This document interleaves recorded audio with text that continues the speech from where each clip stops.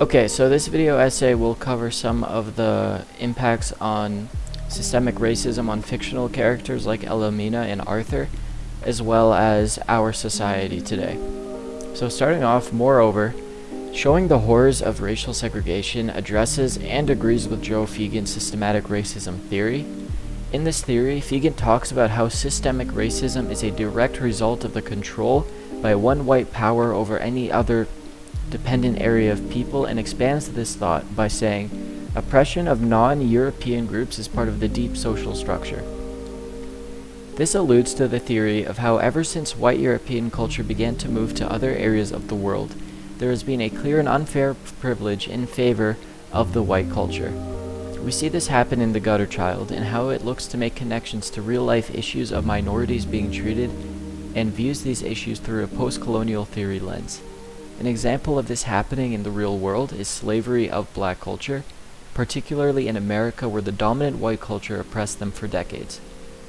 While there was resilience, this event mainly taught us about cultural differences and how psychological and economic factors such as status inhibited resistance.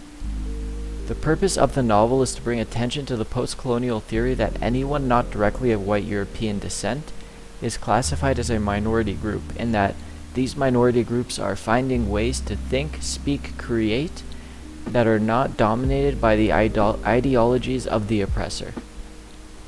The impacts and lasting effects of this are explored through characters like Elmina and Josephine and how they handle their individual trauma. Once more, we see what the negative effects of colonialism are, and how in the book it chooses to explore the relationship between little children like Elmina and the more privileged mainlanders. Elmina questions why she must endure so much hardship when talking to her biological mother, asking, "Why is your skin named after something soft and sweet and mine after something hard and bitter?" To which she replies, "Because you are tougher." The tone is set for the book right after the first page, and it is not shy to call out the blatant racism and segregation that exists in society even today. Another instance of Elmina recognizing she's not viewed as equal comes from her saying, "When I drew pictures of Mother and me, I used peach for her and chestnut for myself." Upon analyzing this quote, we can see that there's layers to it, and it's quite sad. It says that from a very young age, Elmina was taught that she is different because of the color of her skin.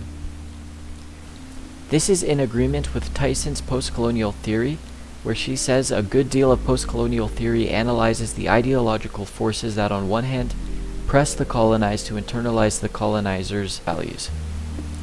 Elmina is a victim of colonialism and is led to believe that she is less than equal. However, she demonstrates her unrelenting strength in how she resists and fights back, refusing to accept these oppressive ideologies. To expand, resistance towards the theory is depicted in this novel by emphasizing how terrible colonialism is. However, The Joker is a film that tackles similar issues of oppression and discrimination in the form of the main character Arthur and supporting characters such as Thomas Wayne. Arthur is part of the lower class who lives in the slums, and their struggles are also overlooked by the more privileged upper class. Arthur's frustration shows in the quote, "Nobody thinks what it's like to be the other guy. You think men like Thomas Wayne ever think what it's like to be someone like me? To be somebody but themselves? They don't. They think that we'll just sit there and take it like good little boys, that we won't werewolf and go wild." You finished? where he addresses the issues of systematic oppression.